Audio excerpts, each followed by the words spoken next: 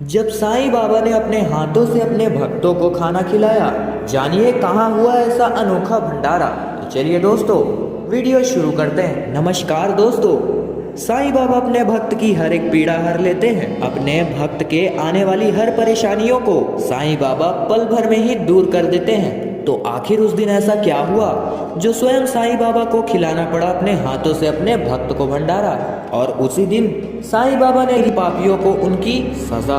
क्या है पूरी कहानी, आइए जानते हैं। परंतु दोस्तों, अगर आपने अभी तक हमारे चैनल को सब्सक्राइब नहीं किया है, देर किस बात की, चैनल को सब्सक्राइब करें और बेल आइकन को ऑल पे क्लिक जरूर करें, ताकि हमारी सभी आने वाली वीडियो की अपडेट आपको समय पर मिलती रहे। दोस्तों, यह घटना है छत्तीसगढ़ के बिलासपुर सिटी के एक छोटे से गांव करगी रोड कोटा की, जहां साईं बाबा की शिरडी धाम 1972 से स्थापित है। और कहा जाता है कि यहां पर अनेकों चमत्कार देखे जाते हैं। यहां पर एक साईं बाबा के एक बहुत बड़े भक्त थे, उनका नाम शाश्वत था। वह स्कूल जाकर अपने छात्रों को पढ़ाते थे और उनके पढ़ाई को लेकर वह बहुत ही मशहूर थे। वो कुछ ही सालों में न केवल परमानेंट हो गए थे, बल्कि असिस्टेंट से प्रमोट होकर एसोसिएशन बन चुके थे। साथ ही साथ उनकी हिंदी किताबों में कई सारी बातें भी छप चुकी थी। शासक अपने पूरी सफलता का श्रेय केवल और केवल साईं बाबा को देते थे। किंतु एक ऐसा भी समय आता है कि उनके पास आगे बढ़ने के लिए एक भी पैसा नहीं रहता। साईं बाबा की दया से उन्हें स्कॉलरशिप मिल चुकी थी, जिससे वो आगे बढ़ पाए। साईं बाबा के बिना वो अपने जीवन की कल्पना भी नहीं कर सकते थे। वे अपने हर एक काम से पहले साईं बाबा से आशीर्वाद लेते और साईं बाबा के केवल आशीर्वाद से ही उनका हर एक काम बन जाता था। परंतु दोस्तों, उनका एक साथी था जो उनकी तरक्की से बिल्कुल भी खुश नहीं था। निरंजन भी शासक के साथ कॉलेज में हिंदी पढ़ाया करता था। यूँ तो वो कॉलेज में शासक से पहले आया हुआ था, पर ना ही तो वो इतनी सालों में अपने पीएचडी कंप्लीट कर पाए थे और ना ही कोई किताब या रिसर्च पेपर लिख पाए थे, जिस कारण उनका प्रमोशन भी नहीं हो पा रहा था। धीरे धीरे उन्हें शासक की तरफ ईर्ष्या भाव शासक के प्रति होने लगी और फिर वह शासक को नीचा दिखाने का कोशिश करने लगा। पर शासक इन बातों का एक भी बुरा नहीं मानता था। वो निरंजन को अपना सीनियर मानकर उनका इज्जत किया करता था। उनकी कोई भी कही गई बातों को वह बुरा नहीं मानता था। इस बात से निरंजन और भी जनुन हो जाता था। कुछ दिन बाद शासक अपनी प्रमोशन के कारण साईं बाबा का बहुत ही बड़ा भंडारा किया। उन्होंने कॉलेज के अपने सभी लोगों को और आसपास के सभी लोगों को साईं बाबा के भंडारे में आमंत्रित किया। लेकिन जब निरंजन ने यह बात सुना तो वो उसी समय प्रण ले लिया कि मैं कुछ भी क्यों ना हो जाए, ये कार्य को होने नहीं दूंगा। उन्होंने शासक को बर्बाद करने के लिए एक कार्य बनाया।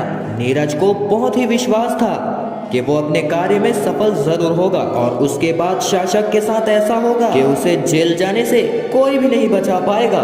परंतु वह भूल चुका था कि उसकी रक्षा करने के लिए तो पहले से ही साईं बाबा मौजूद हैं। वह पूजा के लिए उस जगह पर गया जहां पर भंडारे के लिए खाना बनाया जा रहा था। वो अपने जेब में जहर की बोतल लाया हुआ था। लोगों से बचकर वो टेंट की ओर घुस गया। वहां पर खाना बनाने वाले खाना बनाकर आराम कर रहे थे। बाकी सभी बच्चे नौकर लोग भी थक चुके थे और उनके बनाए गए सभी वस्तुओं का ढक्कन भी खुला हुआ था। और वहीं पर एक जगह उन्होंने खीर बनाया था और उस खीर का ढक्कन भी खुला हुआ था। वह उनकी नजर बचाकर खीर की तरफ बढ़कर उसमें जहर मिला दिया।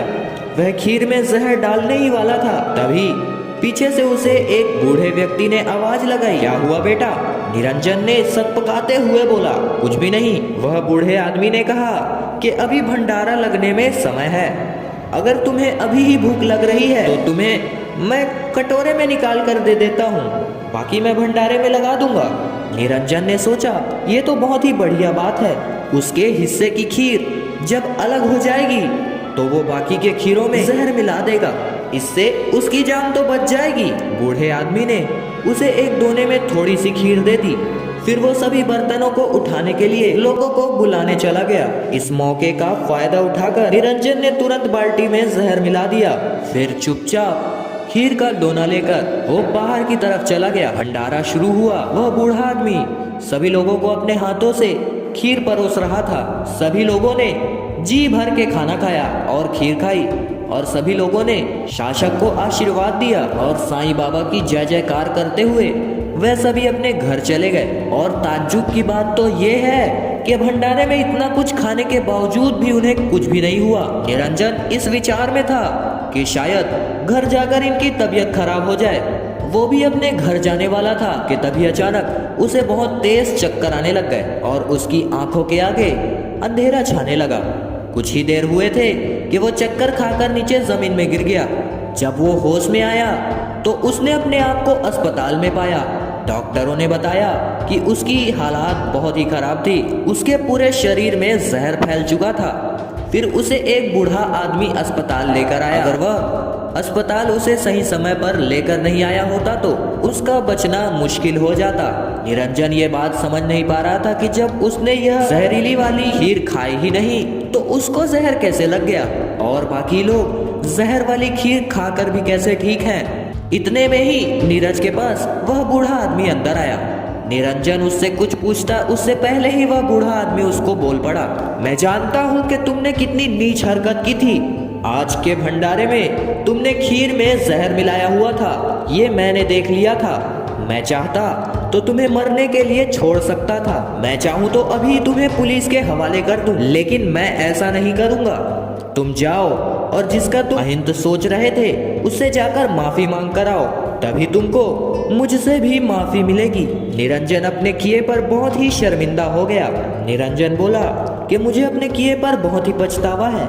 मैं इंसानियत से बहुत ही गिर चुका था, लेकिन मेरे इतना कुछ करने के बावजूद किसी के भी शरीर में जहर क्यों नहीं फैला। तभी बूढ़े आदमी ने जवाब दिया कि मेरे छूने मात्र से ही खीर में फैले हुए सारे जहर तुरंत ही खत्म हो गए और मेरे ही छूने से पूरा जहर तुम्हारे शरीर में आ गया। निरंजन ने तुरंत पूछा, आप कौन हैं? बूढ़े आदमी ने कहा, मन की आंखों से देखो, तुम्हें सब पता चल जाएगा। निरंजन ने जैसे ही अपनी आंखें बंद की उसे सामने में बहुत ही विशाल साईं बाबा सामने दिखाई दिए। निरंजन की आंखें आंसू से भर आई और उसकी हाथ अपने आप ही साईं बाबा के प्रति झुक गए। वो निरंतर रो रहा था। वह ठीक होकर शासक के घर गया और सारी घटना सुनाकर उससे माफी मांगी। शासक ने तुरंत नीरज को अपने गले से लगा लिया। जब सभी लोगों को इस बात की भनक हुई तो सभी लोगों ने इसे केवल और केवल साईं बाबा का ही चमत्कार माना और सभी लोगों ने साईं बाबा का जय जयकार लगाने लगे। वह सभी लोग बहुत ही जोर जोर से साईं बाबा का जय जयकार करने लगे। तो दोस्तों, कैसी लगी आज की हमारी वीडियो हमें नीचे कमेंट में लिखकर जरूर बताइएगा। अगर आप चैनल पर नए हैं तो चैनल को सब्सक्राइब अवश्य कीजिएगा और ज़्यादा से ज़्यादा इस वीडियो को शेयर कीजिएगा। हम मिलेंगे अगली बार एक नई खास वीडियो के साथ। तब तक के लिए बहुत बहुत धन्यवाद।